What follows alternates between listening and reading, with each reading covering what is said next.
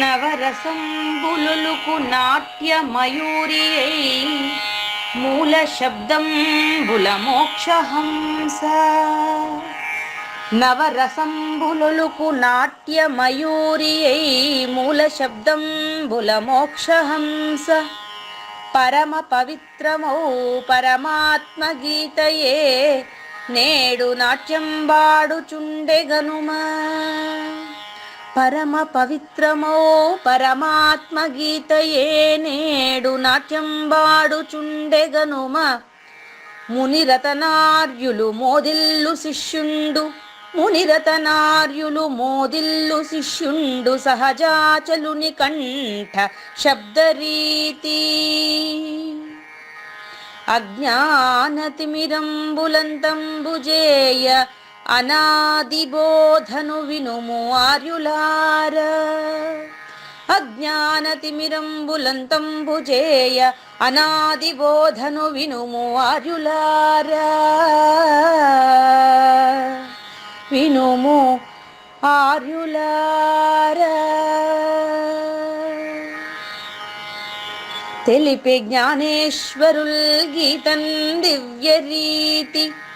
తెలిపే జ్ఞానేశ్వరుల్ గీతన్ దివ్యరీతి. ఆణిముత్యమీ గ్రంథము అచలులార. ఆణిముత్యమీ గ్రంథము అచలులార. ఆదరించిరి గీతను అచల ఋషులు గురుని వాక్కుగా గ్రహించి గురుతుగనుడు. ఆదరించిరి గీతను అచల ఋషులు గురుని వాక్కుగా గ్రహించి గురుతుగనుడు. హరి ఓం. శ్రీ గురుభ్యో నమః. ఓం నమో భగవతే వాసుదేవాయ.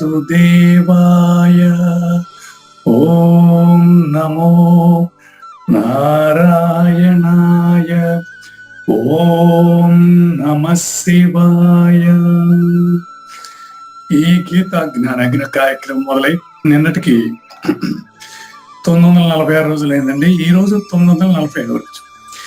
ఈ గీత జ్ఞానజ్ఞ కార్యక్రమం సంకల్పించి నిర్వహిస్తున్న శ్రీ విద్యాసాగర్ గురువు గారికి, శ్రీ వెంకటేశ్వర గురువు గారికి శ్రోతలందరి తరఫున ధన్యవాదాలు, వందనాలు.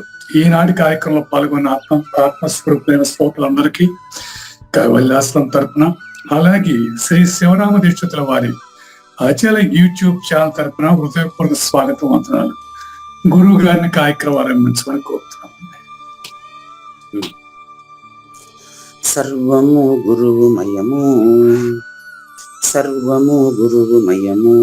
భవరోగ వైద్యుడతడని తెలియుము, సకల విద్యల నిలయము. దక్షిణామూర్తి అతడని తెలియుము. మూగవాణి మాటను, ఈ మూగవాణి మాటను శ్రోతలు కోటలు దాటించును. గురుకృపా సిద్ధితోనే నేనెంత ఆనందముందినానో. నిజయోగి శ్రీకృష్ణుడు నిజ భక్తుడైనట్టి అర్జునుండు. వీరి సంవాదామృతం జనులార మన పాలిట అమృతం.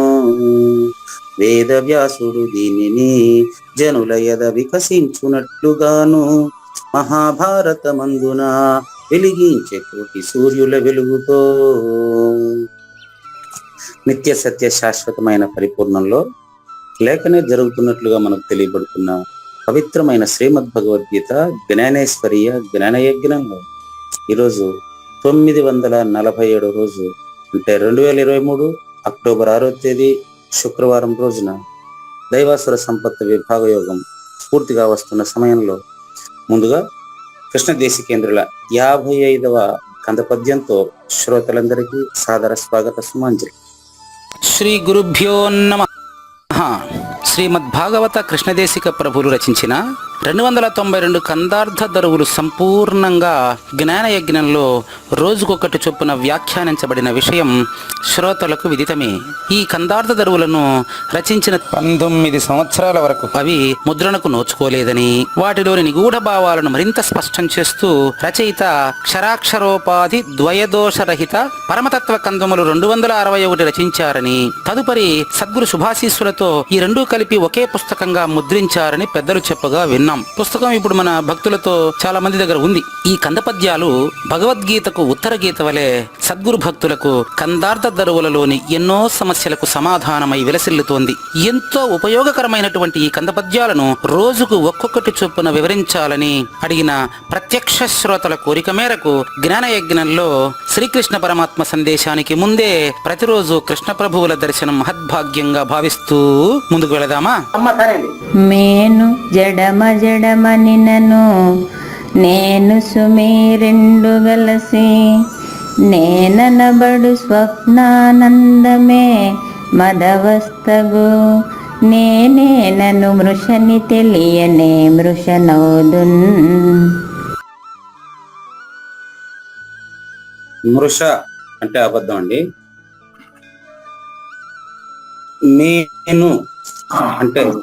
మేను అంటే గుర్తిరుగుతున్న శరీరం.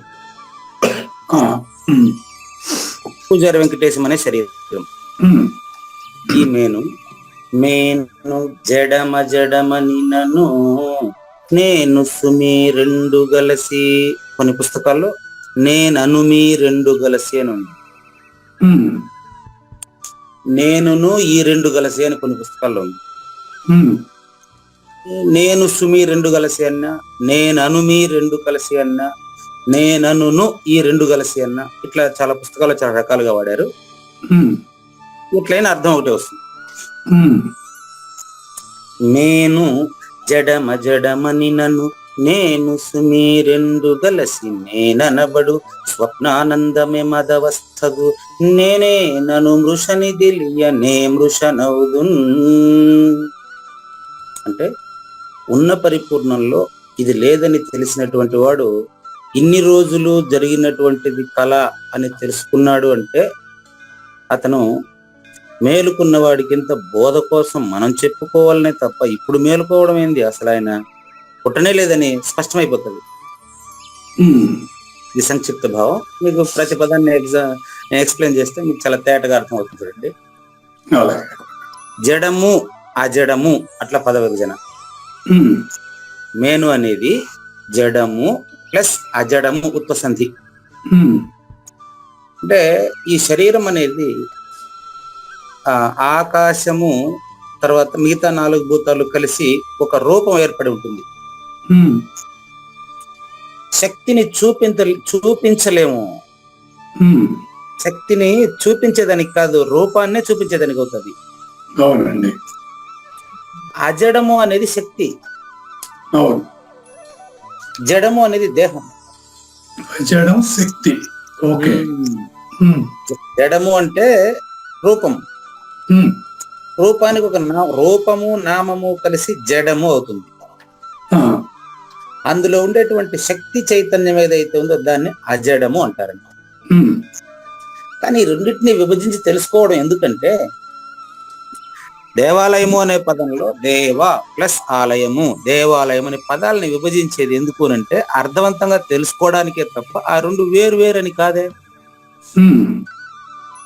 చూడండి, దేవాలయము అనే పదంలో నాయన ఇక్కడ సవర్ణ దీర్ఘ సంధి ఉంది. దేవ ప్లస్ ఆలయము. ఆలయము అనే పదానికి విడిగా అర్థం ఉంది, నిలయము అని అర్థం. స్థానము, నిలయము, చోటు అని అర్థం ఆలయం అంటే. దేవ అంటే భగవంతుని నిలయము అనే ఒక అర్థం వస్తుంది అంతే తప్ప ఆ రెండు పదాలు వేరు కాదు. అది దేనికి నిలయము అని చెప్పినప్పుడు భగవంతునికి నిలయము అనే అర్థం వచ్చేటట్లుగా తెలుసుకోవడానికి. నిజానికి చూస్తే ఆ రెండు పదాలు వేరుగా విభజించి మనం తెలుసుకున్నది దాన్ని అర్థవంతంగా తెలుసుకోవడానికే తప్ప ఇది లేకుండా అది లేదు, అది లేకుండా ఇది లేదు. విద్యాలయము, దేవాలయము ఇట్లే చెప్తారు.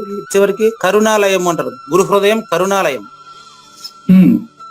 గురుహృదయం అనేది కరుణాలయం, ఆలయం కరుణాలయం అంటారు. కరుణాలయం అంటే కరుణకు నిలయము అతని హృదయము అంటారు. ఉమ్, అంటే అతను సంచరిస్తున్నటువంటి భగవంతుడు. ఉమ్, ఇప్పుడు మళ్ళీ భక్తునిలోనే భగవంతుని చూపిస్తాను చూడండి. ఉమ్, భక్తుని హృదయమే భగవన్ నిలయం. ఉమ్, అంటే మేను జడము అజడము అనేటువంటి శక్తి చైతన్యములతో ప్రవర్తిస్తున్నటువంటి అబద్ధపు శరీరంలోనే గురువు దగ్గర మాత్రం ఏముంటుందంటే భక్తుని హృదయమే భగవన్ నిలయం. అక్కడ భక్తి మాత్రమే ఉంటుంది. ఉమ్, గురువు దగ్గర వాళ్ళ గురువు పైన భక్తి మాత్రమే ఉంటుంది. ఆ శరీరం అశరీరం, అది ఉమ్, ఆయన శరీరం ఆయనకు లెక్కలేదు. ఉమ్, ఇది గురుముఖంగానే తెలియాలి. ఉమ్, ఆ క్లారిటీ ఇప్పుడు తెలుస్తుంది చూడండి మనకు. ఉమ్, ఈ మేను జడము అజడము అంటే ఆ చైతన్యము జడము ఈ రెండు కలిస్తేనే నేను అనే అబద్ధపు గుర్తుగా తోచబడుతుంది. కాదు గురుగారు, ఇక్కడ అజడము శక్తి, అవునండి. జడం శరీరం, చైతన్యమా? ఆ జడం ఇలా చైతన్యం మధ్య దేనికి కనెక్ట్ అవుతుంది? దీనికేనండి. ఇప్పుడు రీఫిల్లో ఉండే ఇంక్ అనుకోండి. ఓకే. రీఫిల్ లాంటిది శరీరం, సెల్ లాంటిది శరీరం అండి. ఉమ్, అందులో వర్క్ చేసేటువంటి ఆ సిమ్ లాంటిదే అందులో ఉండేటువంటి ఆ సాఫ్ట్వేర్ అండి. ఉమ్, అట్లా ఆ జడము అంటే ఒక రాయి కూడా ఉంది, అది కూడా జడమే. ఉమ్, కానీ అది గుర్తెరగదు కదా. ఉమ్, ఇందులో ప్రక్రియ జరిగి తనకు తానుగా వాతావరణ ప్రభావం వల్ల పంచభూతాల ప్రక్రియ జరిగి ఇందులో గుర్తెరగబడే చైతన్యం అనేది ఉంటుంది. ఆ చైతన్యంతో గుర్తెరుగుతున్నటువంటి తెలివి ఏదైతే ఉందో ఆ తెలివి నిజం అనుకుండేసి, ఆ తెలివితో శరీరం నిజం అనుకుండేసి శరీరానికి సంబంధించిన వస్తువులను సంపాదించుకుంటూ వెళ్ళడము అనేది అజ్ఞానం. అదేలేండి. ఇది రివర్స్ వచ్చి ఎప్పుడైతే గురువుని ఎత్తుకుంటామో ఉమ్, అప్పుడు తెలిసేటువంటి నిజం ఏంటంటే, నిజం ఇక్కడ నిజం తెలియకపోవడం కాదు అశాంతి. ఉమ్, అశాంతి అనేది నిజం తెలియకపోవడానికి కాదు వాడికి ఉండేది. ఉమ్, మానవ జన్మలో ప్రతి ఒక్కరూ నడిచే దేవాలయమే, వాడికి అవకాశం ఉంది. ఉమ్, కానీ అశాంతి ఉమ్, తెలిసింది తెలిసినట్టు ఆచరించి చూడకపోవడం. ఉమ్, అది ఆడ నిజం తెలియకపోవడం కాదు, తెలిసింది ఆచరించకపోవడం. ఉమ్, ఆచరించకపోవడం వల్ల ఇప్పుడేమనుకుంటాడంటే స్వప్నానందాన్ని నిజం అనుకుంటాడు. అది తర్వాత స్టెప్. ఇప్పుడు అదేలేండి. ఉమ్, రెండూ కలిసి నేను అనుకోకుండా, ఇది ఎంత స్పష్టంగా గురువు గారు మనకు పోలికి స్వప్నానందము అంటే కలలో కనిపిస్తున్నటువంటి శరీరాలు కనిపిస్తున్న సమయంలోనే లేదు. ఉమ్, ఇప్పుడు జాగ్రత్త అనే కళలో కనిపిస్తున్న ఎండ మావిలో నీళ్లు కనిపిస్తున్నప్పటికీ లేదు. ఉమ్, మళ్ళీ ఇప్పుడు కరెక్ట్ ఇప్పుడే తెల్లారుతా ఉంది. ఆకాశంలో ఒకసారి చూడండి. ఉమ్, మీకు గోడకి మధ్యలో ఆకాశానికి ఏ రంగు లేదు, లేదు. బయట ఆకాశానికి కూడా లేదు. అవును. నీలి రంగు కనిపిస్తా ఉంది.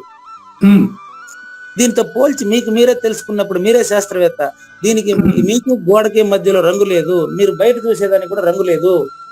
ఉమ్, కానీ అక్కడ బ్లూ రంగు, నలుపు రంగు ఇవన్నీ కనిపిస్తా ఉండేది కేవలం భావన మాత్రమే. ఉమ్, మానసిక భావన, వాతావరణ ప్రభావం, శరీరానికి కనిపించే రంగు అది. అవునండి. శరీరంలో ఉండేటువంటి చైతన్య శక్తి అబద్ధపు గుర్తు ఏదైతే ఉందో దానికి తెలిసే అబద్ధం అది. రెండు అబద్ధమే. ఉమ్, కళ అబద్ధమే, జాగ్రత్త అనే కళ అబద్ధమే. ఉమ్, సుషుప్తి అనేటువంటి మెలకువ, సుషుప్తి వంటి మెలకువే నిజం. ఉమ్, గాఢ సుషుప్తి వంటి మెలకువలో మేలుకొని ఉండేవాడే గురువు. ఆయన ఎప్పుడు నిద్రపోలేదు. ఉమ్, గాఢ సుషుప్తి మీకు పోలిగ్గా చెప్పడం అయిందంటే, అదండి. ఉమ్, గుర్తు కోసం చెప్పా గాఢ సుషుప్తి అంటే. కాబట్టి ఈ మేను అనేది జడమన్నా అజడమన్నా, అంటే చైతన్యం అన్నా శక్తి అన్నా శరీరం అన్నా, మీరు ఏమన్నా చెప్పండి, ఈ రెండు కలిస్తేనే ద్వంద్వ ఏకము, ఏకము ద్వంద్వము. ఉమ్, ఏ వస్తువన్నా చెప్పండి. పండు అనే ఒక పదం చెప్పినానంటే దానికి ఒక రూపం ఉంటుంది. ఉమ్, అది మన శరీరంలో వచ్చి శక్తినిస్తుంది. ఉమ్, దానికి ప్రభావితమయ్యి ఈ అబద్ధ గుర్తు అనేది అవగాహన పెరుగుతుంది. ఉమ్, ఈ అవగాహనతో మిగతా వాటి కంటే భిన్నంగా మానవుడు ఆలోచించి మిగతా వాటికంటే మానవుడు భిన్నంగా ఆలోచించి ఉన్న నిజాన్ని తెలుసుకుని హాయిగా ప్రశాంతంగా జీవించే అవకాశం వీడికి ఉన్నది. ఇది వదిలిపెట్టి ఇది నిజమనుకుంటే స్వప్నానందమే. రెండు వస్తువులు కలిసి నేనను గుర్తుగా తెలియబడతా ఉండేది స్వప్నానందమే. కలలో తోచబడే దృశ్యములే. ఇప్పుడు మనం మాట్లాడుతుండేదంతా కలే, అనుమానమే లేదు. కాబట్టి ఇక్కడ ఈ యొక్క గుర్తుకి మూలము నేను అంటే పూజారి వెంకటేశ్వరంలో గుర్తెరగబడుతున్న అబద్ధపు గుర్తు. ఇట్టి ద్వంద్వ పద్ధతిగా తోచబడు నేనే నన్ను మృషని తెలియాలి. అది విషయం. ఎవరినో వేరే వాళ్ళని కాదు, తెలుసుకుంటున్నవాడు తనకు తాను మృష అని తెలిస్తే అప్పుడు పరిపూర్ణంలో తెలుసుకున్నవాడు నేనే నన్ను మృషని తెలియ నే మృషనౌదున్. అక్కడ సూచన. నేను అబద్ధం అని తెలిసిపోయిన తర్వాత ఉన్న పరిపూర్ణం ఉంది అని గాని లేని నేను లేదని గాని చెప్పేదానికి నేను పరిపూర్ణంలో ఎక్కడ ఉన్నానో పరిపూర్ణ బోధ సూక్తిరత్న ద్వయం అని ఒక 2 వాక్యాలు రాసి పెట్టినాను. ఏం పుస్తకం అది? పాంచజన్యంలో. అక్కడ కూడా ఇదే చెప్పున్న పాంచజన్యం. మీకు వీలుంటే పేజీ నంబర్ 107 చూడండి, 107లో చూసుకోండి. Same dialogue. పరిపూర్ణంలో ఇంత స్పష్టంగా లేని నేను తనకు తానుగా లేదని తెలుసుకున్నప్పుడే, అది వేరే వాళ్ళ మూలంగా కాదు, గురు సూచనతో తనకు తానే లేవని తెలుసుకున్నప్పుడు శబ్ద నిశ్శబ్దములే లేనివాయే. శబ్దము స్థూలం అండి, శబ్దము స్థూలము, నిశ్శబ్దం సూక్ష్మము. మరి ఇప్పుడు ఉన్నదని గాని లేనిదని గాని ఎవరు చెబుతారు? మీరు ఎవరిని అడుగుతా ఉండారు? అడిగేదానికి నువ్వెక్కడుండావు, చెప్పేదానికి నేను ఎక్కడున్నాను? ఇది నంబర్ 1. నంబర్ 2 సూక్తిరత్న ద్వయంలో 107 పేజీ పాంచజన్యం. సేమ్ పరిపూర్ణంలో లేని నేను, అది వ్యష్టికి చెప్పాను, ఇది సమిష్టికి చెప్పాను. లేని నేను ఆత్మను, అధిష్టానమును, సృష్టికర్తను నేనేనని తెలుసుకుని, అంటే పూజారి వెంకటేశమే సృష్టికర్తగా తెలియబడుతున్నాడని తెలుసుకొని, అంటే శూన్యమే సర్వము, సర్వమే శూన్యము అయినప్పుడు ద్వంద్వ ఏకము, ఏకమే ద్వంద్వం అని తెలుసుకున్నప్పుడు తోచబడుతున్న గుర్తు పరిపూర్ణంలో లేకనే తోస్తా ఉందని స్పష్టమైపోతే ఆత్మకు అతీతమైన దర్శనం కలిగినప్పుడు వెంటనే నిర్భావం అయిపోయిన తోచిన వాడు రద్దు అయిపోయినాడు కదా.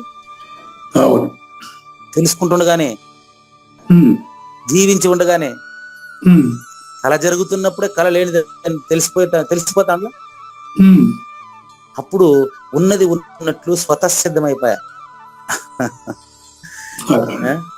ఇప్పుడు ఉండేది ఉందని గాని, అంటే పరిపూర్ణం ఉందని గాని, అందులో లేనిరుక తోచబడిందే కాబట్టి ఇది లేదని గాని చెప్పేదానికి ఎవరున్నారు? మీరు ఎవరిని అడుగుతారు? నేను చెప్పేదానికి నేనేడుండదు దాంట్లో. అంతేనండి సూచన, అంతేనండి. అంతే, ఇంకా 2 వాక్యాలు పెట్టినాడు అంతే. కాబట్టి దీని భావాన్ని సంక్షిప్తంగా చూద్దాం. చూడండి, జడము అంటే కదలిక లేనిదండి. అజడము అంటే కదలికకు కారణమైందండి. అజడం అంటే కదలిక కారణమైంది. ఓకే.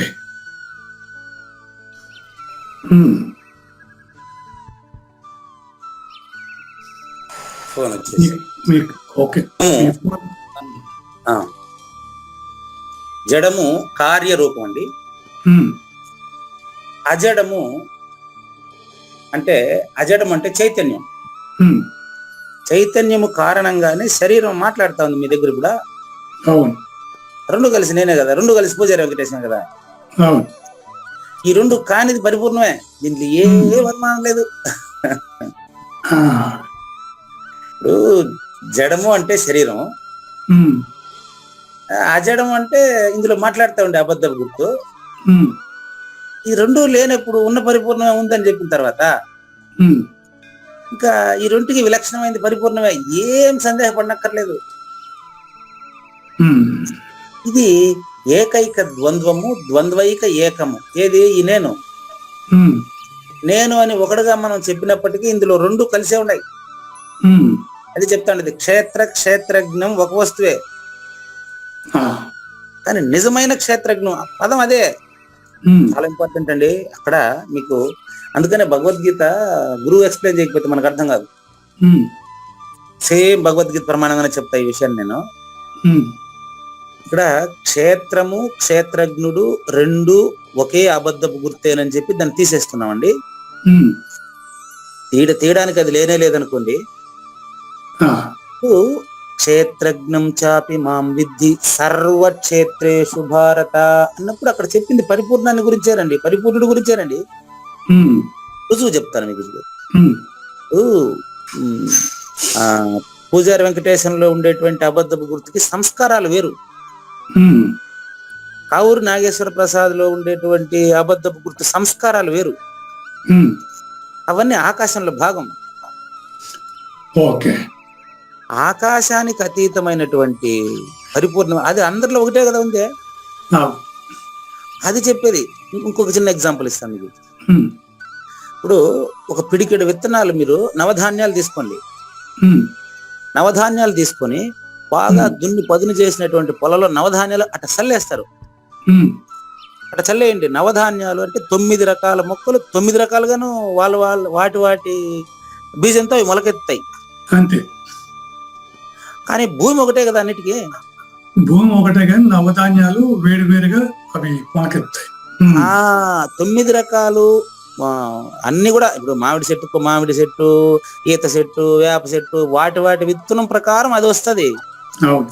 వీటన్నిటికీ భూమి ఒకటే కానీ భూమికి తెలియదు ఇవి పలానా విత్తనం నాలో మొలుస్తా ఉందని. భూమికి అవసరమా? లేదు. అట్లా పరిపూర్ణం వచ్చి సర్వక్షేత్రేషు భారత.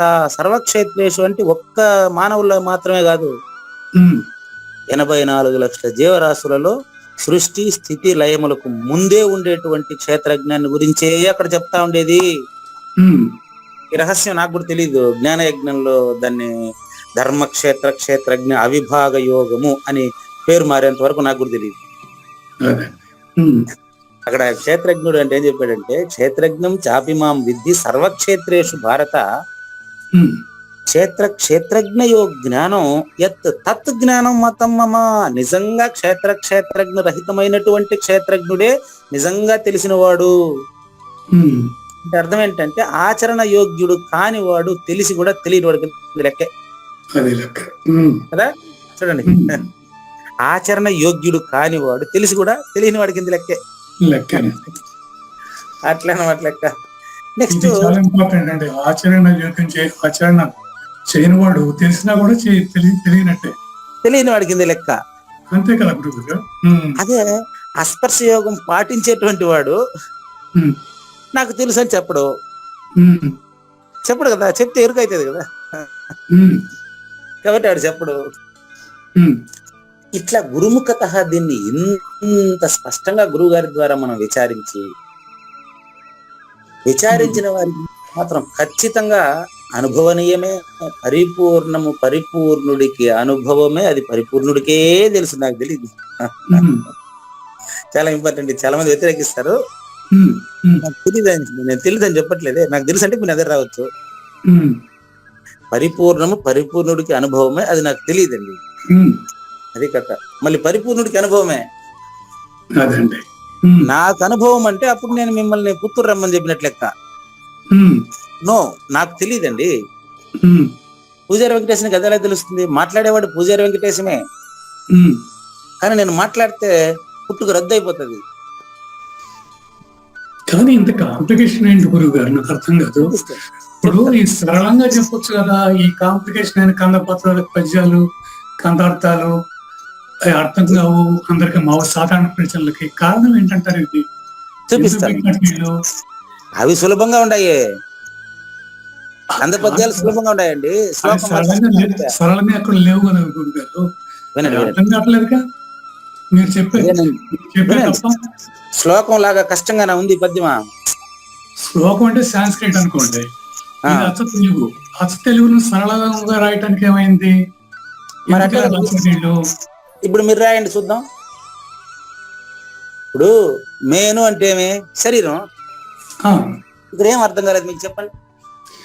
ఇప్పుడు ఈ కంద పద్యంలో ఆ లయ అంతా పెట్టిందంతా క్వైట్ అది మా సాధారణమైన మనిషికి అర్థం కాదు. మీలాంటి గురువులు చెప్పాలా, అర్థం చేసుకోవాలా. నేను చెప్పేది ఏంటంటే అంత కాంప్లికేటెడ్ గా ఎందుకు రాశారు అని నాకు అర్థం కావట్లేదు. అదేనండి, వాళ్ళు కాంప్లికేటెడ్ గా రాయలేదండి. ఆ, మనకు అర్థమయ్యేటప్పుడు కాంప్లికేట్ అని మనం అనుకుంటున్నాం అంతే.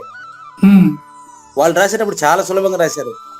ఉమ్, ఇంకా ప్రూఫ్ ఏంటంటే, రాశారనే దానికి ప్రూఫ్ ఏంటంటే, చాలా మందికి ఇది సులభంగా ఉంది. ఉమ్, కాంప్లికేట్ ఎందుకు అంటే నాకు అర్థం కాకపోవడం వల్ల. ఇందాక చెప్పాను కదా, అశాంతికి కారణం తెలియకపోవడం కాదు, ఉమ్, అది తెలిసిన దాన్ని ఆచరించకపోవడం. ఇది కాంప్లికేట్ ఎందుకు అయిందంటే, నా జీవితంలో అది అవగాహన అయిపోయింది అనుకోండి. ఉమ్, ఇప్పుడు నాకు ఈ పద్యం ఎంత బాగా అర్థమవుతుందో శ్లోకం కూడా ఇంతే బాగా అర్థమవుతుంది.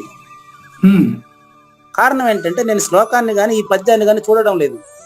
ఉమ్, ఆ సద్గురు సూచనని నా దేహంలో చూస్తా ఉన్నా. అదండి.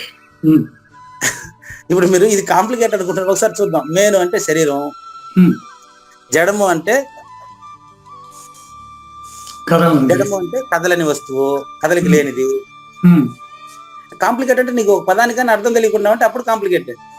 ఆ, దీనికి ఏ పదానికి అర్థం తెలియదు చెప్పండి. మేను అంటే శరీరము, జడము అంటే కదలనిది, అజడము అంటే చైతన్యము. రెండు కలిస్తేనే నేను అబద్ధపు గుర్తు. ఉమ్, ఈ రెండు కలిసి నేను అనబడుతుంది, కానీ ఇది నిజమైనటువంటి నేను కాదు, ఫస్ట్ పర్సన్ కాదు. కాదు. ఉమ్, మరి ఇంకేందయ్యా, స్వప్నానందమే, కలముచ్చటే, ఉమ్, మదవస్థ. పూజారి వెంకటేష్, మరి నేను ఉట్టి అవస్థ అంటే దిగజారిపోయేదే. ఉమ్, నేనే నన్ను మృషాని తెలియ అంటే పరిణామశీలం కాబట్టి ఇది ఈ అవస్థ కొంచెంసేపే ఉంటుంది, మళ్ళీ నిద్రపోవాలి, ఉమ్, మళ్ళీ కలగనాలి, ఉమ్, మళ్ళీ మేలుకోవాలి. ఉమ్, ఈ మూడు అబద్ధమే. మూడులో ఉండేటువంటి అబద్ధమే ఇప్పుడు మీతో మాట్లాడుతుండే అబద్ధం. అది. ఉమ్. ఇంత స్పష్టంగా ఉంటే ఇప్పుడు కాంప్లికేషన్ ఏడుందండి ఇక్కడ. ఇప్పుడు మీరు చెప్తే గానీ మాకు అర్థం కలగదు గురువు గారు. అంతటి మాకు అర్థం కాదుగా. అదే నేను చెప్పేది వారు పాడారు, మేము విన్నాము, మాకేం అర్థమైంది? ఏం అర్థం కాలేదు. నేను చెప్పేది ఈ పుస్తకంలో నుంచి కాదు. ఆ, తలపల మునిరత్నం గారు ఇక్కడ ఏం వేశారో ఉమ్, దాని నుంచి ఆ పుస్తకం ఆధారంగా చెప్తున్నాను. అదేలేండి. అంతేగాని నేను చెప్పడానికి ఈ పుస్తకం మాత్రమే ఆధారం కాదు. అదేలేండి. శాస్త్రాన్ని దృష్టాంతంగా చెప్తేనే ఒక రుజువు అనేది ఉంటుంది కాబట్టి బుక్ తీసుకున్నానే తప్ప ఈ పుస్తకం నాకేంటికి. అదేలేండి. ఈ విషయాన్ని మీకు నాకంటే కూడా అదే ఒక రెఫరెన్స్ కూడా ఇచ్చేస్తా అక్కడక్కడ. ఉమ్, నాకంటే కూడా పోతన బ్రహ్మాండంగా చెప్తాడు. ఉమ్, మీరు పూజారి వెంకటేశం మాట్లాడటం లేదు అంటారు. ఏంటండి, పూజారి వెంకటేశం మాట్లాడితే మళ్ళీ పుట్టుకు రద్దు అయిపోతుంది అంటాడు. ఉమ్, దీనికి ప్రూఫ్ ఇస్తాను. ఉమ్, ఇప్పుడు మీకు అది కాంప్లికేట్ గా తెలుస్తా ఉంది కదా. అవును. పూజారి వెంకటేశం మాట్లాడటం లేదు ఉమ్, అని పూజారి వెంకటేశం మాట్లాడితే పుట్టుకు రద్దు అయిపోతుంది. ఆ, కానీ వినేవాడిలో శ్రద్ధ ఉండాలి. శ్రద్ధావన్ లభతే జ్ఞానం, అది ఇప్పుడు ప్రూఫ్. ఉమ్, ఇప్పుడు ఈ పక్క దానికి ప్రూఫ్, వినేవాడికి ప్రూఫ్ ఇచ్చానా. ఉమ్, వినేవాడిలో సాధన సంపద కలిగి, శ్రద్ధ కలిగి, వాడు తనకు తానుగా గురువు దగ్గరికి వస్తేనే, ఈ గురువు నిజమైన గురువు అయితేనే, వాడు పోయినటువంటి గురువు నిజమైన గురువు అయితేనే వాడికి జన్మరహితం జనన మరణ భ్రాంతి పోతుంది. ఉమ్, ఇప్పుడు దీనికి ప్రూఫ్ ఈ పక్క నుంచి ప్రూఫ్ ఇస్తాను. ఉమ్, పూజారి వెంకటేశ్వర చెప్పిన వాక్యాలకు ప్రూఫ్ ఇస్తాను. ఉమ్, పల్లికెడిది భాగవతమట. అంటే భగవంతుని కథే పలుకుతున్నాను. ఉమ్, అంటే ఈ శరీరంలో పోతన అనే ప్రూఫ్ అండి మీకు. ఆ, పోతన భాగవతానికి ముందు ఈ పద్యం రాసుకొని మళ్ళీ మొదలెట్టాడు. అదండి. పల్లికెడిది భాగవతమట అంటే నాలో పలుకుతా ఉండేదేమో భాగవతమే, ఉమ్, కానీ పలికేది పోతన కాదు. ఉమ్, అదేందయ్యా, పోతనే కదా భాగవతం రాసిందా, ఉమ్, ఎందుకు పోతన కాదంటున్నాడు? ఉమ్, సద్గురు భక్తి ఆ, చూసుకోండి. పల్లికెడిది భాగవతమట, పల్లికించెడివాడు గురుమూర్తి అట, పల్లికించెడివాడు రామభద్రుండట. సరిపోయినా? ఉమ్, పోతన ఇట్టే రాశారు. భద్రాద్యంకితము అని భద్రాచల రామదాసుని ఒక అధ్యాయం రాశాడు ఆయన, భద్రాద్యంకితం అని. ఉమ్, వీళ్ళందరూ కూడా ఇది గురువు చెప్తున్నారని మీరు వినండి, నేను చెప్తున్నానని వినబాకండి అని చెప్పింది వాళ్ళే. ఉమ్, పలికేటిది భాగవతం అట, పలికించేది వాడు రామభద్రుండట. ఉమ్, రామభద్రుడు చెప్తాడు మీకురా ఉమ్, అంటే ఇప్పుడు తలపల్లి రత్న గారిని నేను పిలిచేదానికి అవుతుందే. లేదు. అందుకని అక్కడ అదే భాగవతంలో పద్యమే ఇది. ఉమ్, నే పలికిన భవహరమగునట. నేను పలికే ప్రతి పలుకు పుట్టుకను రద్దు చేసేటువంటి విధంగానే ఉంటుందండి. ఉమ్, భవమంటే పుట్టుక, ఉమ్, హరం అగును, పుట్టుక లేనిదగును. ఉమ్, నే పలికిన ఇది తెలియని వాళ్ళ కాంప్లికేషన్. గురువాక్యం మన దగ్గర ఉండేటప్పుడు కాంప్లికేషన్ ఏముండదు చూడండి. ఇప్పుడు ఈ కన్నడ్డాలు అడ్డం పెట్టుకుని ఎంతో మంది కొట్టుకుంటున్నారు కదా గురువు గారు. అది వాళ్ళ సమస్య. అది అంటే సరళంగా లేదనే కదా అని అర్థం, కాదు, ట్రాన్స్పరెంట్ గా లేదనే కదా అర్థం. కాదు, అది లేదని కాదండి, ఆ, వాళ్ళ ఆచరణ యుక్తులు కాలేదని అర్థం అండి. కొట్టుకోవడానికి రాసిందివే. ఉమ్, మీరు చెప్పినట్టు వాళ్ళు మైకులు పెరుక్కుని కొట్లాడుకునేదానికి కృష్ణప్రభు రాసింది పద్యాల. ఉమ్, వాళ్ళలో ఆచరణ లేకపోతే నన్నేం చేయమంటావు తండ్రి? ఉమ్. వాళ్ళు కొట్టుకునేదానికి రాసినారా అని? కొట్టుకున్నట్టుగా ఏ పద్యంలో చెప్పారు చెప్పండి? మైకులు పెరుక్కుని కొట్లాడుకోండి. రాయలేదు మరి వాళ్ళ జ్ఞానం కదా అది. కానీ ఇంకా సరళంగా రాసి ఉంటే అందరికి కాంప్లికేషన్ లేకుండా పోయేది. అదేనండి, మీరు ప్రయత్నం చేయండి. ఉమ్, మనం ఉండేది అందుకే కదా, మనల్ని గురువు నియమించింది అందుకే. ఉమ్, అట కాదండి, ఏమనుకోబాకండి. వ్యాఖ్యాత లేకుండా, సద్గురుమూర్తి లేకుండా గ్రంథం వేస్ట్ అండి. గ్రంథం ఎవరికైనా కూడా పనికిరాదండి. అర్థం కాదు కదా గురువు గారు, మీరు చెప్పకపోతే అర్థం ఎట్లా అర్థం అవుతుంది మాకు? మరి అందుకే కదా చెప్పింది, అర్థమయ్యే అవకాశమే లేదు.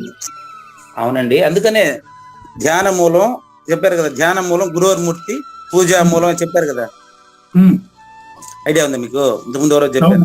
అవును. చాలా ఇంపార్టెంట్ అది. ఉమ్, ధ్యాన మూలం గురోర్మూర్తి, పూజా మూలం గురోర్పదం, మంత్రమూలం గురోర్వాక్యం, మోక్షమూలం గురు కృప. జన్మరహితం అనేది గురుకృప వలనే సిద్ధించాలి. గురువు చెప్పేటప్పుడే తెలియాలి. ఉమ్, పుస్తకంతో నేను తెలుసుకుంటానంటే ఎట్ట వీలవుతుంది? ఉమ్, కాబట్టి వాళ్ళు కొట్టుకుంటా ఉండేదానికి, కాంప్లికేటెడ్ గా ఉండడానికి పుస్తకం కారణం కాదు.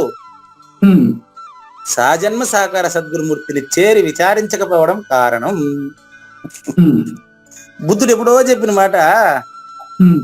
ఇప్పుడు బుద్ధుడి చరిత్ర చదివి నేను బుద్ధుడు అయిపోతానా? కానీ దాంట్లో అటెండ్ అయ్యే వాళ్ళు అందరూ కూడా గురువులే కనుకుంటారు. కాదండి, దాంట్లో అటెండ్ అయ్యే వాళ్ళంతా కాదు, మీరంతా కూడా గురువులే. నాకు ప్రతి ఒక్కరు గురువే. వాడు తెలుసుకోవాలి కదా, అదిగా చెప్తాండేది మీకు. ఉమ్, ఇప్పుడు వింటున్న ప్రతి శ్రోత గురువేనండి, కాదనిలే. ఉమ్, అది మరో గురువు ద్వారా తెలుసుకున్నాక లెక్క. ఉమ్, అప్పుడు ఆయన ప్రవర్తనలోకి రాదు, లేక అంతవరకు రాదు. ఉమ్, కాబట్టి ఈ కలయిక దృశ్యములు, దృశ్య అదృశ్యములు.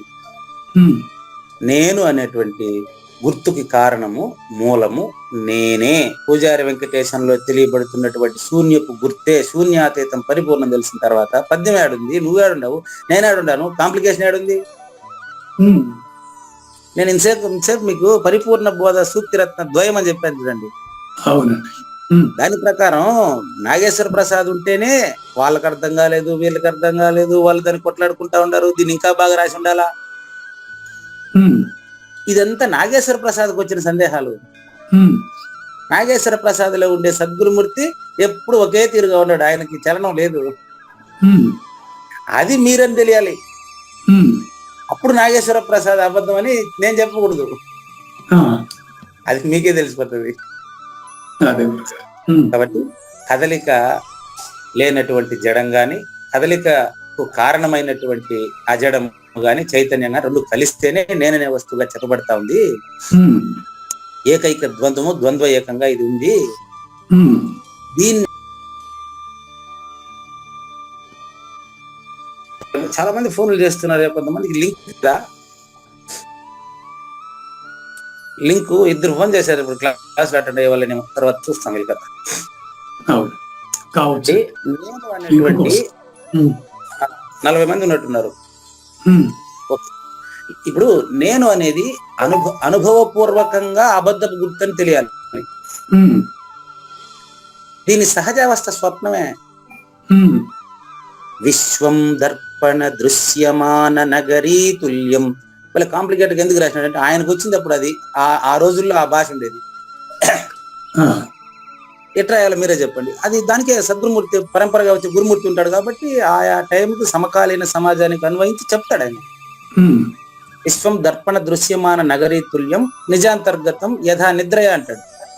ఉమ్, బహిరివోద్భూతం యథా నిద్రయ. ఇప్పుడు కళ కంటున్నప్పుడు ఎట్లాగైతే కళలో నుండేటువంటి వస్తువులంతా బయట ఎక్కడో జరిగినట్టు కనిపిస్తాయి, వాడు గుమ్మనే పడుకుంటాడు.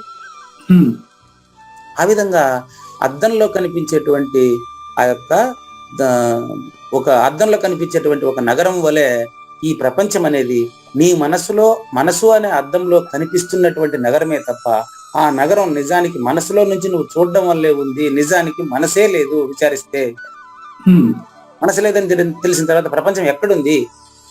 ఆ, కాబట్టి ఈ ప్రపంచము లేనిదని చెప్పట్లేదు నేను, ప్రపంచానికి మూలం లేదని చెప్తున్నా. మూలంగా. అవును, ప్రపంచానికి మూలం లేనప్పుడు ప్రపంచం ఆటోమేటిక్ గా లేనిది అవుతుంది. నేను చెప్పాల్సిన పని లేదు. కరెక్ట్. చూసేవాడు లేకపోతే, అవును. ఉమ్, కర్త లేకపోతే కర్మ లేనిది అవుతుంది, ఆటోమేటిక్ గా లేనిది అవుతుంది. అంతే, ఇది క్లియర్ కట్. అంతే. కాబట్టి ఉన్న పరిపూర్ణంలో దీనికి అంటే ఎరుకకు ప్రపంచానికి మూలము గాని స్థానము గాని లేనిదని దృఢపరచుకున్న మీదట ఇది లేనిది అవుతుంది. అంతకుముందు కూడా లేనిదే, వాడికి దృఢం ఇప్పుడైంది, నేనేం చేస్తాను. కాబట్టి ఎప్పటికీ ఇది అది కాదు, అది ఇది కాదు, దానికి దీనికి సంబంధం లేదు, సంబంధమే లేదు దానికి దీనికి. అదే నిన్న సారాంశాన్ని అంతా నిన్న కొద్దిగా ఫాస్ట్ గా చెప్పడం వల్ల దాన్ని వివరంగా మీకు నేను గ్రూప్ లో పెట్టాను క్లియర్ గా. అదే చదివారా? చదివానండి. అదే ఆకాశము మొత్తం సృష్టి అంతా కూడా ఆకాశము సృష్టికి అభిన్నం. అదే ఆకాశం పరిపూర్ణానికి భిన్నం. అంటే పరిపూర్ణానికి వేరైనది ఆకాశము, ఆకాశానికి వేరైనది పరిపూర్ణం, ఆకాశానికి పరిపూర్ణానికి సంబంధం లేదు. అంతటా నుండి నిబిడీకృతమై నామ రూపక్రియ రహితమైనది పరిపూర్ణం. అందులో లేకనే తోచినటువంటి మానసికమే ప్రపంచం, నిజం కాదు. జ్ఞానమే ప్రపంచం, నిజం కాదు. జ్ఞానాతీతమే పరిపూర్ణము. ఈ మాటనే భాగవతంలో ముందుగా నే పలికిన భవహరమగునట. పోతన పలికితే భవహరం పుట్టుకు రద్దయిపోతుంది, కానీ ఇందులో పలికించేవాడు పోతన కాదండి. పూజారి వెంకటేశం పలికితే ఎంతో మంది ఇది అది అని చెప్పుకుంటూ ఉంటారు, కానీ పలికేది పూజారి వెంకటేశం కాదండి. అక్కడ పోతనలో ఎవరు పలికించినారో, రామాయణాన్ని వాల్మీకిలో ఎవరు పలికించినారో, రావణాసురుడు 10 తలకాయలు పెట్టి బాగా నీట్ గా రాసి, శూర్పణఖ, విభీషణుడు, కుంభకర్ణుడు వీళ్ళ పేర్లు రాసి ఇట్లా నడుచుకోకూడదు, రాముడిలాగా నడుచుకుంటే బాగుంటుంది అని అనిపించే విధంగా రామాయణం వాల్మీకిలో వచ్చి ఎవరు రాసినారు? అష్టాదశ పురాణాలు ఆ వ్యాసుని మదిలో వచ్చి ఎవరు రాసినారు? మహాభారతం, భగవద్గీత ఇవంతా వ్యాసుని మదిలో నుంచి ఎవరు రాసినారు? ఆయనే మనకు చెప్తాండేది. కాబట్టి నేను పలికిన అంటే పూజారి వెంకటేశం పలికేది, పలికించేవాడు క్షేత్రజ్ఞ రహితుడు, ఆయన పనిచేయడు, అట్టని ఊరికే ఉండడు. అది రహస్యం అండి, బట్ట బయలైన రహస్యం. కాబట్టి ఇది అది కాదు, అది ఇది కాదు అనేటటువంటి అద్భుతమైనటువంటి విషయాన్ని 56వ కంద పద్యంలో చూద్దాం. రచయితకు ధన్యవాదాలు తెలియజేస్తూ మనకు ఇంకున్నటువంటి 23 నిమిషాలు ఉంటుందేమో. ఈ 23 నిమిషాల్లో మనకు దైవాసుర సంపత్తు విభాగయోగం కంప్లీట్ అవ్వాలి. నిన్న మనకు శాస్త్ర విధిని వదిలిపెట్టి ఎవడైనా పనిచేసినాడు అనుకో, శాస్త్ర విధిని అంటే గురువాక్యాన్ని ఎవరైనా పాటించకుండా ఉంటే, శాస్త్రాన్ని పాటించకుండా ఉంటే వాడి పరిస్థితి ఎట్టుంటదంటే, ఒక పద్ధతి పాడు లేకుండా అందంగా చేపలు ఉన్నాయని చెప్పి బ్రాహ్మణుడు గాన నీళ్ళలోకి దూకేస్తే ఒక చేపన దొరుకుతుంది వానికి. దానికి ఒక పద్ధతి ఉండదు. చేపలు పట్టేవాడి దగ్గర ట్రైనింగ్ తీసుకోవాలి, వాళ్ళ తీసుకోవాలి, చేపలు పట్టిన వాళ్ళని బాగా చూసి నేర్చుకోవాలి, వల ఎత్తుకొని పోవాలి, వల వేయాలి, వల వేసి తీసుకుని రావాలి. అట్లా అశరీరుడు ఈయన బాగా ఏదో మాట్లాడుతున్నాడు, 10 మంది ఈయన మెచ్చుకుంటున్నారు అనేసి నేను వస్తా, నా దగ్గర కూడా నాకు కూడా ఒక బోధాధికారం రాయించండి, మీలాగా నేను కూడా చెప్తానంటే నేను రాయి చేస్తే నువ్వు చెప్పలేవట. ప్రతిదానికి విధానం ఉంది, చెప్పే శక్తి ఉండాలా. ఆహా, అది గురుకృప. వీడికి శిష్యుడికి శ్రద్ధ ఉండాలా, మరి గురువు అంతటి వాడై ఉండాలా, సాంగత్యం చేయాలి. గురువు గారితోనే చాలా రోజులు గురువు గారితోనే ఉన్నానండి నేను. వేసవి సెలవులు వస్తే పూర్తిగా ఆయన దగ్గరే ఉంటాను, కంప్లీట్ గా. ఆయన ఏమి ఆయన రహస్యం ఏంటి, మైకి పట్టుకొని ఆయన ధారాళంగా, అది ఉన్నది కాదు, లేనిది కాదు, సత్యము కాదు, అసత్యము కాదు, చీకటి కాదు, వెలుగు కాదు, అది సర్వ ద్వంద్వ సంప్రాప్తమే, లేనిది, అది అంతటా ఉంది, ఇదంతటా ఉంది అంటున్నాడు. పెద్ద కన్ఫ్యూజ్ అయిపోయాను. ఉడుం పట్టు వదలలేదు గట్టిగా.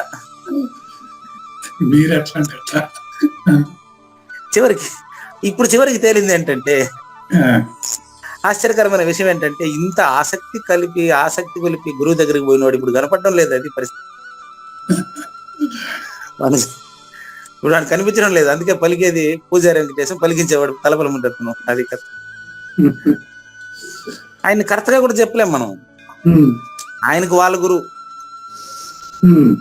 అట్లా వచ్చింది ఇది. అంతేగాని ఆయన పోయి మీరు ఏమండి మీరు నేనే నేర్పించిన, నేను నేర్పించింది నిజమైతే మరి నాకు ఇంతమంది అందరు నేర్చుకోవాలి కదా. కాబట్టి అది బట్టబయలైన రహస్యం అండి, అది రహస్యమైన బట్టబయలండి. అది తెలుసుకోవాలంటే బ్రాహ్మణుడు చేపలు పట్టుకోవాలంటే ఒక పద్ధతి ప్రకారం కాకుండా నీళ్ళల్లో మునిగితే చివరికి ఇతనికే ప్రాణాలు కోల్పోయే అవకాశం ఉండాలి. కాబట్టి తమాషా కాదు, అందరూ కూడా శాస్త్ర ప్రమాణం పెట్టుకోండి, గురువు దగ్గరికి పోకుండా ప్రయత్నం చేయబోకండి, గురువు దగ్గర పోయి విచారించండి.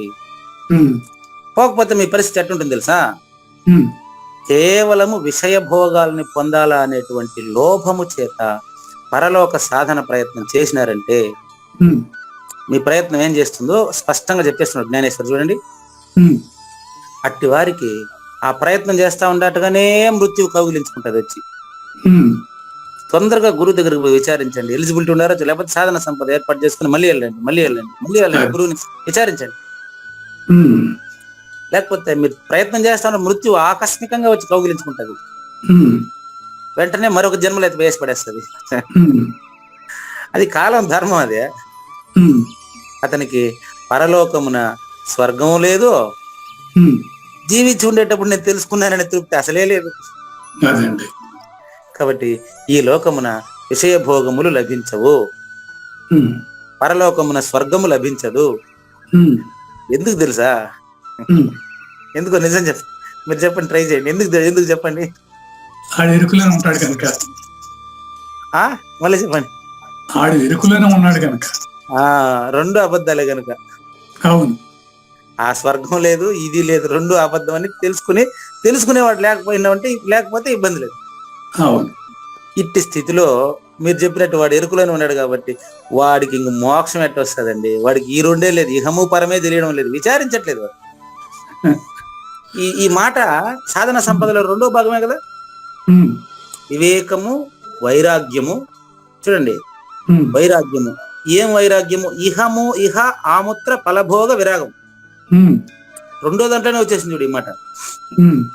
అందుకని ఆయన సహజమూర్తి మణి గారు అంటారండి, గురువు గారు ఎన్ని సంవత్సరాలు మీ దగ్గర నేను వచ్చి తిరిగినాను, చివరికి చూస్తే వివేకం అనే మొదటి దాంట్లోనే మీరు చెప్పింది అంతా వచ్చేసింది కదా అంటాడు.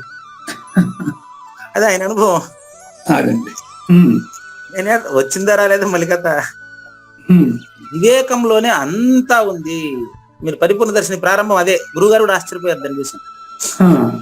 వివేకం అంటే ఏం రాసి ఉంటానంటే నేను పరిపూర్ణ దర్శని ప్రారంభం, ఉన్నది ఉందని అందులో లేనిది లేదని సందేహం ఎప్పుడైతే వస్తుందో అప్పుడే అతనికి వివేకం ఉదయించినట్లు లెక్క అని రాసింది.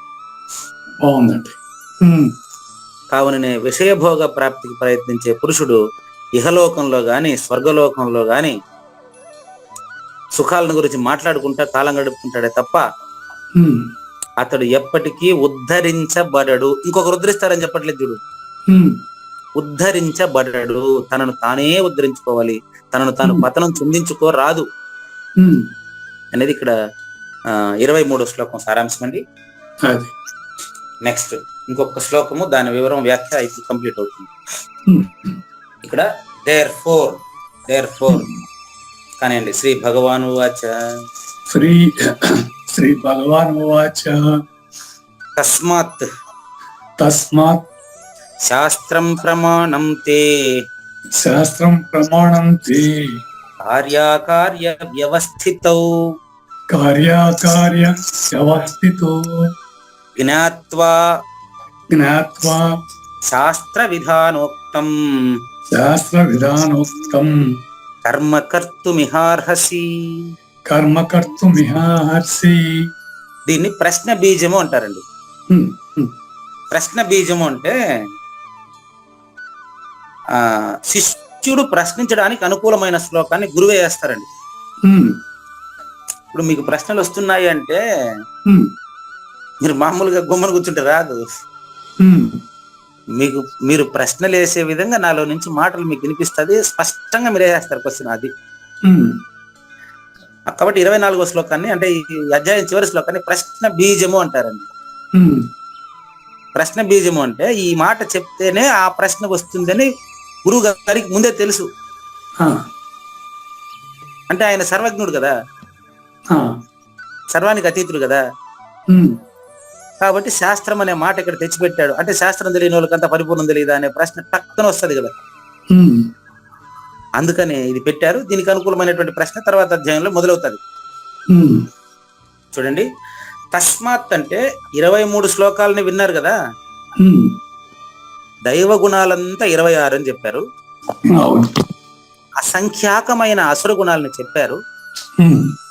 దీని ప్రకారం భగవద్గీత అనేటువంటి శాస్త్రాన్ని ఇంతవరకు మీరు విన్నారు కాబట్టి ఉమ్. భగవద్గీత అనేటువంటి శాస్త్రంలో చెప్పిన దాన్ని పెడచెవిన పెడితే వాళ్లకు జనన మరణ భ్రాంతి నిజం. ఉమ్. అశాశ్వతమైన జనన మరణాల్లో శాశ్వతంగా తిరుగుతుంటారు, జాగ్రత్త. ఉమ్. అదే గన తస్మాత్ దేర్ ఫోర్, కాబట్టి 22వ శ్లోకంలో చెప్పినట్టుగా శాస్త్ర ప్రమాణంతో గాన నువ్వు ప్రవర్తించావంటే, ఆ. తస్మాత్ అందువలన, తే నీకు, ఉమ్. ఈ కార్యాకార్య వ్యవస్థితో అంటే చేయవలసిన పని, చేయకూడని పని, ఉమ్. ఇలా ప్రవర్తించాలి, ఇలా ప్రవర్తించకూడదు అని ఈ శాస్త్రంలో చెప్పబడింది. ఉమ్. ఈ శాస్త్ర ప్రమాణంగా ఉమ్. ఏవం జ్ఞాత్వా, ఎవరైతే తెలుసుకుని, ఉమ్. ఏవం జ్ఞాత్వా ఎవరైతే తెలుసుకుని, ఇది ఒక్క పూజారి వెంకటేశానికి, కావూరి నాగేశ్వర ప్రసాద్ ఒక్కరికి మాత్రం సంబంధించింది కాదు. ఉమ్. సృష్టిలో ఎవరికైనా సరే, ఏ మానవుడైనా సరే, ఉమ్. ఏవం జ్ఞాత్వా ఎవరైతే ఈ విధంగా తెలుసుకుని, శాస్త్ర విధానోక్తం, శాస్త్రము అంటే ఇప్పుడు ఇక్కడ దీని ఈ స్మృతి శాస్త్రం అండి. అలాగే. భగవద్గీత అనేది స్మృతి శాస్త్రం అండి. శృతి శాస్త్రం. ఓకే. అంటే ఇది ఒక గ్రంథం కాదండి. ఒకళ్ళు చెప్పటం వల్ల, ఒకళ్ళు వినటం వల్ల రాసింది. సరే, ఇంకొక రకంగా చెప్తాను. అది కాదంటారా? చెప్తా. స్మృతి శాస్త్రం అంటే ఉమ్. అనాది సద్గురు పరంపరగా ఏదైతే వచ్చిందో దాన్నే స్పష్టంగా కృష్ణుడు అనేటువంటి దేహంలో గుర్తుపెట్టుకొని చెప్పిన విషయం అని అర్థం. ఓహో. గురు పరంపరలో ఎంతో మంది ఉండొచ్చు కానీ గురువు ఒక్కడే మనకందరికి. అది ఇక్కడ ప్రూఫ్. ఉమ్. ఆ గురువు నీలో ఉన్నాడు, నాలో ఉన్నాడు, అందరిలో ఉన్నాడు. ఉమ్. ఆ గురుమూర్తి నుంచి తెలుసుకున్నటువంటి విషయాన్ని మళ్ళీ కృష్ణుడు అనేటువంటి దేహం, రాముడు కృష్ణుడు ఒకడే అంటాం. ఉమ్. మళ్ళీ సాందీపుని దగ్గర 12 ఏళ్ళు కృషి చేసినాడంట. ఉమ్. అది ఆయన లోక సంగ్రహమేవాపి అంటే ప్రపంచం కోసం సాందీపుల దగ్గరికి వెళ్ళారు. ఉమ్. ప్రపంచానికి ఆదర్శం కోసం సాందీపుల దగ్గరికి వెళ్ళారు. ఉమ్. ఆయన గురు సేవ చేయలేదు అనుకో. ఉమ్. భగవద్గీత చెప్పిన కృష్ణుడే గురువు దగ్గరికి పోలేదు, నాకు గురువు ఎందుకు అంటారు వీళ్ళు. అందుకని పోయినాడు అంతే. ఉమ్. కాబట్టి స్మృతి శాస్త్రము అంటే అక్కడ చెప్తాడు స్పష్టంగా, నేను దక్షిణామూర్తిగా ఏదైతే శ్రీ మహావిష్ణువుకు చెప్పానో, ఉమ్. శ్రీ మహావిష్ణువు నుంచి సూర్యునికి ఏదైతే చెప్పబడిందో ఉమ్. అదే భగవద్గీత నా చేత నీకు చెప్పబడతా ఉంది అంటాడు. ఉమ్. ఇదేం కొత్తగా ఇప్పుడు చెప్పింది కాదు. ఉమ్. సృష్టి ప్రాక్, సృష్టికి ముందు ఉండే పరిపూర్ణాన్ని నీకు తెలియజేయడమే అసలు ఉద్దేశం. ఉమ్. ఇది అనాది గురు పరంపరగా వస్తుంది. ఈ శాస్త్ర మర్యాదను గాన ఎవరైతే పాటించి కర్మకర్తం ఇహారాసి, ఆ కర్మకర్తం అంటే కర్త లేకుండా కర్తం, కర్త లేకుండా పనిచేసే నేర్పు నీకు ఎప్పుడైతే ఉందో అప్పుడు నువ్వు దానికి తగిన వాడివి, పరిపూర్ణ ప్రబోధకు తగిన వాడివి అవుతావు. ఇది కర్మకర్తం ఇహాహాసి అంటే కర్త లేకుండా నువ్వు పని చేయగలగాలి, అది నేర్పు నీకు తెలియాలి, నీకు రావాలి. కాబట్టి శాస్త్ర ప్రమాణంతో అస్పర్శ యోగంతో ప్రవర్తించినటువంటి వాడు ఖచ్చితంగా పరిపూర్ణ బోధకు అర్హుడవుతాడు, పరిపూర్ణ సూచనకు అర్హుడవుతాడు. ఇప్పుడు వ్యాఖ్య. కాబట్టి ఓ కావూరి నాగేశ్వర ప్రసాద్ గారు బాగా గమనించండి, ఇది కావూరి నాగేశ్వర ప్రసాద్ ఒక్కరికే కాదండి, ఎవరి మనస్సున స్వయంగా తమపైనే దయ కలుగును, ఎవరి అంతఃకరణంలో మనము ఆత్మహిత సాధనము నర్చుకునవలననే భావము కలుగుతుందో అట్టివారు ఇప్పుడు చెప్పినటువంటి శాస్త్ర ప్రమాణాలని అనాదరించరాదు, పట్టించుకోకుండా ఉండకూడదు. తీయండి, పైకి తీయండి కుడుపు నాగేశ్వరరావు గారు. ఇప్పుడు ఎట్లా అంటే దాని ప్రూఫ్ చెప్తున్నాడు, కానీ పోలికలు కొన్ని చెప్తాడు. ఇప్పుడు తన భర్త ఇష్టానుసారం ఆచరించేటువంటి పతివ్రత స్త్రీయే తనంత తానే కళ్యాణం కలుగు చేసుకుంటుంది తన కుటుంబంలో. భర్త మనసు తెలిసి ప్రవర్తించింది అనుకో, ఇంకా ఆవిడికి తిరిగే లేదు, ఇంకా. ఆ విధంగా శాస్త్రం ప్రకారం ప్రవర్తిస్తే వీడు ఇక్కడ భర్త మనసు ప్రకారం నడుచుకునేటటువంటి స్త్రీకి భర్త మనసులో చోటు ఉంటది. శాస్త్రం ప్రకారం గురువాక్యం ప్రకారం నడుచుకునేటువంటి వాడు గురువే అయి ఉన్నాడు. చాలా బాగుందండి. అట్ల లెక్క శిష్యుడు తన గురువచనములను చక్కగా ధ్యానంలో పెట్టుకొని తన ఆత్మస్వరూపమున స్థానము పొందే రీతిన గురువు శిష్యుడాయ, శిష్యుడు గురువాయ. కానీ వీళ్ళిద్దరూ అబద్ధపు గుర్తులేననే విషయం స్పష్టంగా తెలిసినప్పుడు నేను గురువు అని చెప్పడు ఆయన. అట్లా ఇప్పుడు చీకటి ఉండే చోట దాచి ఉంచినటువంటి ధనాన్ని తిరిగి తీసుకోవాలంటే దానికి తగిన లైట్ ముందే తెచ్చుకుంటాడు వాడు. ఆ లైట్ లాగా వీడు ముందే గురువును ఒకటి ఎంచుకొని విచారించాలా, అతనితో సత్సంగత్యం చేయాలా, అతని ప్రవర్తన చూడాలా, వాళ్ళ ఇంట్లో 2 రోజులు ఉండాలా, లేకుంటే శిష్యుడి ఇంట్లో గురువు అన్న 2 రోజులు ఉండాలా. అప్పుడు తప్ప అది రాదండి. అది 4వ అధ్యాయం 34లో చెప్పారు. అది తద్విద్ధి ప్రణిపాతి అయిన పరిప్రశ్న అయిన సేవ అని, పరిప్రశ్నతో ఇతను అతన్ని సేవించాలి, అప్పుడు అతను ఇతన్ని సేవిస్తాడు మళ్ళీ. కాబట్టి ఈ యొక్క చీకట్లో దాచి ఉంచిన ధనం తెచ్చుకోవడానికి వాడు వెంటనే ఒక లైట్ తెచ్చుకుంటాడు. శాస్త్రాన్ని పాటించేదానికి కూడా ఒక గురువుని ఎంచుకోవాలండి. కాబట్టి తత్పరత్వముతో దీపాన్ని కూడా తీసుకొని వచ్చి ఎదుట ఉంచుకునేటువంటి రీతిన చతుర్విధ పురుషార్థములను పొందగోరు వారు. చతుర్విధ పురుషార్థములు అంటే ధర్మార్థ కామ మోక్షాలండి. వాటిని పొందాలనే వాళ్ళు శృతి స్మృతులను శిరసొగ్గి వందనమునర్చి తీరవలను. శృతి అంటే వేదశాస్త్రం, స్మృతి అంటే భగవద్గీత. భగవద్గీత అనేది సర్వోపనిషత్తుల సారమేనండి, సర్వోపనిషత్తుల సారం. అంత పైకి పోలేదు, ఇంకా దించండి, కిందికి దించండి. కాబట్టి శాస్త్రములలో నిషిద్ధమని చెప్పబడిన దానిని అతి పెద్దదగు రాజ్యంతో సమానమైనప్పటికీ గడ్డి పరగలాగా దూరంగా పెట్టాలి దాన్ని. అదే అర్థమైంది మీకు ఇప్పుడు? అర్థమైంది గురుగారు. శాస్త్ర నిషిద్ధం, ఇప్పుడు విధి నిషేధాలని చెప్తారు శాస్త్రంలో. ఇంట్లో 26 సుగుణాలని అలవాటు చేసుకోమన్నారు. అలవాటు చేసుకోకూడనివి తర్వాత అసంఖ్యాకంగా చెప్పారు. ఇది ఆశాపాశతైర్బద్ధాః కామక్రోధ పరాయణాః అంటాడు. అంటే కామము, క్రోధము, లోభము, మోహము, మదము, మాత్సర్యము, ఈర్ష్య, అసూయ, ద్వేషము ఇవంతా కూడా వదిలేవాలా అంటాడు. మరి ఇదంతా వదిలితే ఉండేది పరిపూర్ణమే, కొత్తగా దాన్ని తెచ్చి నీకు ఇచ్చే పనిలే. అట్లా నిషిద్ధమని చెప్పబడ్డ దాన్ని దానివల్ల ఎంత వచ్చినప్పటికీ, నేను అవినీతి చేయకూడదు అనుకున్నప్పుడు 10 రూపాయల లంచం తీసుకున్న అవినీతే, 10 కోట్లు తీసుకున్న అవినీతే కదా. అంతే కదా. దూరంగా పడేవాళ్ళు. అట్లా శాస్త్రములు గ్రాహ్యమని చెప్పినట్టుది విషయము అది ఎట్లాంటిదైనా సరే దానికి తల వంచాలి. శాస్త్రం చెప్పినటువంటి ప్రమాణాన్ని ఎప్పుడూ కూడా ఘాతుకముగా తలంచరాదు. గురువు చెప్పినటువంటి విషయాన్ని తెలుసుకునేస్తారు, అది పెద్ద విషయం కాదు, వాడు ఆచరించాలండి. ఆచరిస్తే అచల నిష్ఠ కుదురుతుంది అనేది ఇప్పుడు నెక్స్ట్ పాయింట్. ఇక్కడ నుంచి హెడ్డింగ్ అచల నిష్ఠ, సైడ్ హెడ్డింగ్. వీరుడవైన కావూరు నాగేశ్వర ప్రసాద్ గారు వేదాల్లో శాస్త్రాల్లో ఇలా అచల నిష్ఠ ఉన్నప్పుడు దీన్ని అచల నిష్ఠ అంటారండి. ఇది రాక్షస గుణాలు పూర్తిగా వెళ్ళిపోతే ఉండేది పరిపూర్ణంగా. లేనిది లేదని లేనివాడికి తెలిసి లేనివాడు లేకుండా పోయిన తర్వాత స్వతసిద్ధంగా ఉండేది పరిపూర్ణమే.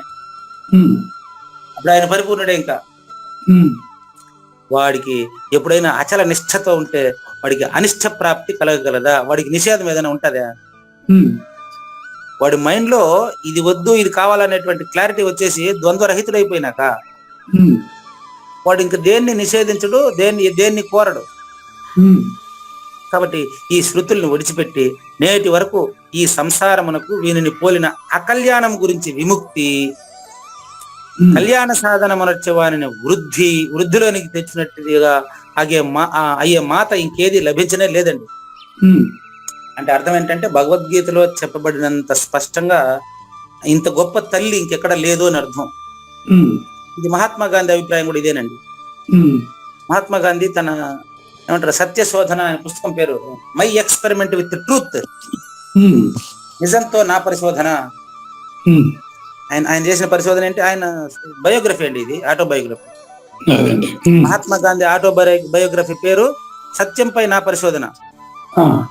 ఆయన చెప్తాడు, ఆయన పుస్తకంలో రాశాడు, భగవద్గీత నాకు తల్లి లాంటిది. నా మనసు బాగాలేనప్పుడు భగవద్గీతను ఓపెన్ చేసినానంటే కనిపించే శ్లోకం ఏదైనా సరే మా తల్లి ఒడిలో నేను ఊరట చెందినంత హాయిగా నాకు ఉంటుంది అంటాడు ఆయన. ఆయన రాసుకున్నాడు, అదే చెప్తున్నాడు మరి అది కఠినంగా ఉంది, నాకు అర్థం కాదంటే గురువు ఉంటే చాలా సులభం అయిపోతుంది. అది లేకపోతే తెలుగులో రాసినప్పటికీ గురువు లేకపోతే అర్థం కాదండి. అదే గురువు గారు, అది కరెక్టే. ఎక్స్ప్లెనేషన్ చేయాల్సిన అవసరం డిఫరెంట్ గా ఉంటుంది దేనికైనా. గురువు కావాలా తెలుగు ఉంటుంది. కాబట్టి బ్రహ్మస్వరూపం వద్దకు చేర్చే ఈ శృతిమాత ఎప్పుడు ఎవరో కూడా వదలకూడదు. భగవద్గీత అనే తల్లి ఒడిలో మనం ప్రవర్తించాలి. కాబట్టి విశేషంగా ఇప్పుడు చెప్పినటువంటి అంశాలను మీరు సేవించడం వలన మీరే ఒక మూర్తి భవించిన ధర్మస్వరూపం అవుతారు. కాబట్టి సత్శాస్త్ర సహాయం వల్ల మీ జీవితాన్ని సార్థకం చేసుకోండి. మీరు జీవితాన్ని సార్థకం చేసుకోవడం కోసమే మానవ జన్మ వచ్చింది ఇప్పుడు మనకు. కాబట్టి మీకు ధర్మ అనుజుడు అంటే ధర్మరాజు తమ్ముడు అని, ధర్మ అనుజుడు అనే పేరు కూడా తగినట్లుగా ఉంటుంది. కాబట్టి తనంతట తానే లభించి ఉన్నది. ఇప్పుడు ఎవరైతే పాటిస్తాడో అప్పుడు అతనికి కొత్తగా పేరు అతను సంపాదించుకునే పని లేదండి, ఆటోమేటిక్ గా వచ్చేస్తుంది అది. ఆ వచ్చే పేరు ఇతను ఆశించడు. కాబట్టి ఈ శాస్త్రానికి విరుద్ధంగా ఎవరు కూడా ప్రవర్తించకూడదు. కార్యకార్య విచారణ చేసేటప్పుడు శాస్త్రాధారం వల్లనే నిర్ణయం చేయాలి. అంటే చూడు, గురు అని శాస్త్రాధారం అంటే శాస్త్రం శబ్ద ప్రమాణం, గురువు ప్రత్యక్ష ప్రమాణం. ఆ శాస్త్రాన్ని గురువు వల్ల విన్నప్పుడు నువ్వు పుస్తకం పనిలేదు, మళ్ళీ నీకు ఏదైనా ఆలోచన చేసేటప్పుడు నీ మైండ్ లోనే గురువు నీకే చెప్పేస్తాడు, ఇది పనికి రాదు, ఇది పనికి వచ్చేదని. అది ఆటోమేటిక్ జరిగిపోతుంది. ఆ పైన నిశ్చితమైన వాస్తవమైనటువంటి కర్తవ్యము, నీ సంపూర్ణమైన శక్తి, నీ శుద్ధ హృదయంతో చక్కగా పాటించి సిద్ధింపజేసుకోవాలి. కాబట్టి నీదే బాధ్యత. జగత్తుకంతా ఆధారం వసంగేటువంటి ప్రామాణికత అనే మొహరు అంటే విలువైన వస్తువు అని అర్థం. మొహరి అంటే విలువైన వస్తువు. నేడు మీ చేతిలో ఉంది, భగవద్గీత జ్ఞానం మీ చేతిలో ఉంది. చతురుడైనటువంటి ఓ సద్గురు భక్త జనులారా, నిస్సందేహంగా శాస్త్ర ప్రమాణంతో ప్రవర్తిస్తే మీరు పరిపూర్ణులే. ఈ రీతిన అసురీ సంపద లక్షణాలు చెప్పి వాటి చేత సూచించబడిన నిర్ణయాన్ని కూడా మనకు భగవంతుడు స్పష్టం చేశారు. ఇక పిమ్మట ప్రశ్న బీజం అనే శ్లోకం ఉంది కాబట్టి తరువాత అధ్యాయంలో ఆయన ప్రశ్న వేస్తాడు. ఏమనంటే, అయితే మరి శాస్త్రం తెలియని వాళ్ళంతా మరి పరిపూర్ణులయ్యే అవకాశం లేదా అంటాడు. దానికి సమాధానం వచ్చే అధ్యాయంలో వస్తుందండి. ఆ ప్రశ్న వచ్చే అధ్యాయంలో మొదలైతుందండి. అవునండి, చాలా మంచి ప్రశ్న. నివృత్తినాథుల కృపచేత, చూడండి, నివృత్తినాథుల కృపచేత జ్ఞానేశ్వరి ఈ విషయాన్ని మీకు విన్నవించారు. అట్లే నేను కూడా మీ యొక్క జ్ఞానయజ్ఞ ప్రత్యక్ష శ్రోతల ఆశీర్వచనములు ఉన్నంత వరకు నేను కూడా పరిపూర్ణతను తెలుసుకుని అస్పర్శయోగం పాటించే వీలుంది పూజారి వెంకటేశం కూడా. కాబట్టి జ్ఞానయజ్ఞ ప్రత్యక్ష శ్రోతలందరినీ నేను ప్రార్థిస్తున్నది ఒక్కటే, మీ కృప, కేవలం మీ కృప నాకు అవసరం అండి. ఈ కృప నాకు అవసరం, అప్పుడే నేను సమర్థుడు కాగలను. కనుక మరి 2 అధ్యాయాలు 17, 18 2 అధ్యాయాలు మిగిలినాయి. 2 అధ్యాయాలు పూర్తి కొనసాగి 1116 ఎపిసోడ్లు పూర్తయ్యేంత వరకు కూడా నిరంతరం జ్ఞానయజ్ఞ ప్రత్యక్ష శ్రోతల కృపా విశేషం నా పైన ప్రసరింపజేయమని ప్రార్థిస్తూ ఇది శ్రీమద్భగవద్గీతాసు ఉపనిషత్సు బ్రహ్మ విద్యాయాం యోగశాస్త్రే శ్రీ కృష్ణార్జున సంవాదే దైవాసుర సంపత్తి విభాగ యోగో నామ షోడశోధ్యాయము సమాప్తము. లేని లేదు లేదు, ఉన్నది లేకపోవుట లేదండి, ఈ గొప్ప మర్మమంతా నీ వలన తేటగా తెలిసెనండి. కర్తవ్య కర్మలన్నీ తెలియుటకు శాస్త్రమే ప్రమాణము, కనుకనే ఓ అర్జున శాస్త్రోక్త కర్మలే ఆచరించు. శ్రీకృష్ణుని పలుకును సూటిగా తలపల మునిరత్నమే, శ్రీమించిన భావమై సద్గురువు చెప్పకనే చెప్పెనండి. సద్గురాత్మం మంగళం అమ్మ కానండి. జయ మంగళం నిత్య శుభమంగళం, జయతు జయ మంగళం మహోత్సవమంగళం. జయ మంగళం నిత్య శుభమంగళం, జయతు జయ మంగళం మహోత్సవమంగళం. శ్రీమించున చలంబు సూచించినటువంటి దక్షిణామూర్తికి దండమిడుతూ, శ్రీమించున చలంబు సూచించినటువంటి దక్షిణామూర్తికి దండమిడుతూ, శ్రీ మహావిష్ణువు సూర్య భగవానుడు యాజ్ఞవల్కి జనక రాజ ఋషికి. జయ మంగళం నిత్య శుభమంగళం, జయతు జయ మంగళం మహోత్సవమంగళం. అయం వ్యర్థ బాహ్య కోపి నభవతి అనే సుఖయోగి సాంది పరుసుల వరుస. అయం వ్యర్థ బాహ్య కోపి నభవతి అనే సుఖయోగి సాంది పరుసుల వరుస. దీనినే శ్రీకృష్ణ పరమాత్మ వద్దనే ఎరిగరిగిన ఉద్ధవార్జునులకు. జయ మంగళం నిత్య శుభమంగళం, జయతు జయ మంగళం మహోత్సవమంగళం. శ్రీ అల్లమా ప్రభు బసవేశ్వరుండును బ్రహ్మానంద రామానంద స్వామి. శ్రీ అల్లమా ప్రభు బసవేశ్వరుండును బ్రహ్మానంద రామానంద స్వామి. నవరసాలు లిఖించు నాట్యమయూరిగా గీతను మలచిన జ్ఞానేశ్వరులకు. జయ మంగళం నిత్య శుభమంగళం, జయతు జయ మంగళం మహోత్సవమంగళం. కబీరు దాసుడు సహజానంద గురుడు రామావధూతయురాజితముగా.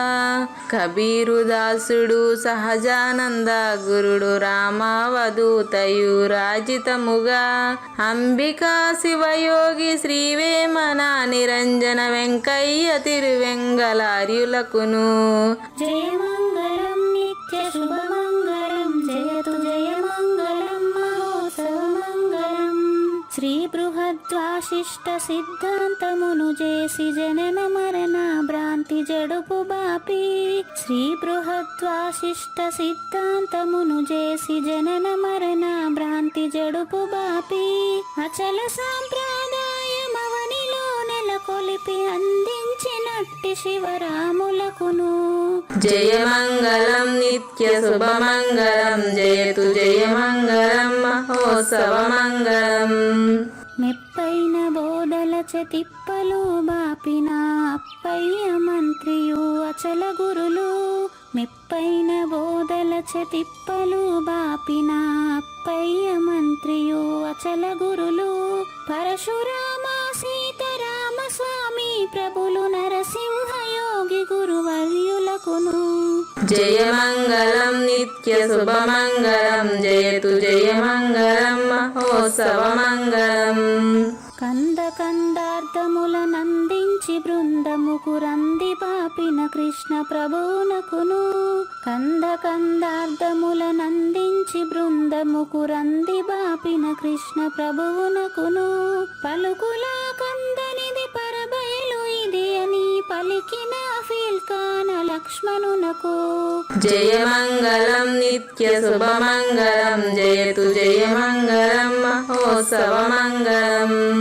ఫీల్కాన లక్ష్మణుల ప్రియ శిష్యవర్యుండు అవధూతయని పేరావనియందు ఫీల్కాన లక్ష్మణుల ప్రియ శిష్యవర్యుండు అవధూతయని పేరావనియందు పాఠాలు నేర్పించి పీఠాలు ఏర్పరచి శంఖబాపిన వెంకటేశ్వర అవధూతకు జయమంగళం నిత్య శుభమంగళం జయతు జయమంగళం మహోత్సవమంగళం.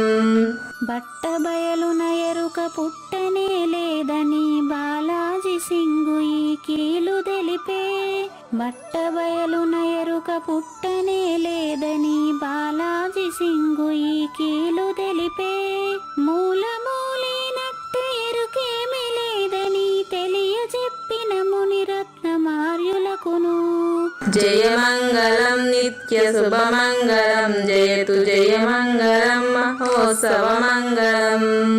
నరస్వప్నము వంటి సురస్వప్నమిది అని పరిపూర్ణ దర్శినిని ప్రకటపరచి నరస్వప్నము వంటి సురస్వప్నమిది అని పరిపూర్ణ దర్శినిని ప్రకటపరచి సహజాచల రాజయోగి సద్గురు కృపచ సాంప్రదాయక గురుల సరసన జేరే జయమంగళం నిత్య శుభమంగళం జయతు జయమంగళం మహోత్సవమంగళం.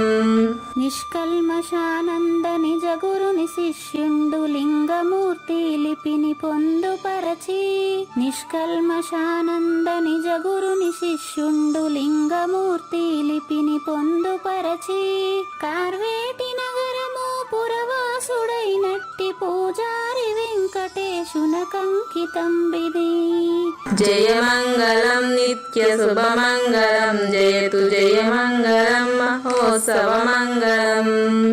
జయమంగళం నిత్య శుభమంగళం జయతు జయమంగళం మహోత్సవమంగళం. జై సద్గురు ప్రభు మహారాజ్ కి జై. జై గురుదేవ్ అండి. శ్రోతలందరి తరపున వెంకటేశ్వర గురు గారు ధన్యవాదాలు చెప్తూ శాంతి మంత్రం. పూర్ణమద పూర్ణమిదం పూర్ణాత్ పూర్ణముదచ్యతే పూర్ణస్య పూర్ణమాదాయ పూర్ణమేవావశిష్యతే.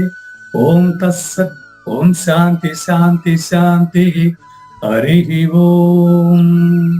న తద్భాసయతే సూర్యో న శశాంకో న పావకః యద్గత్వా న నివర్తంతే తద్ధామ పరమం మమ.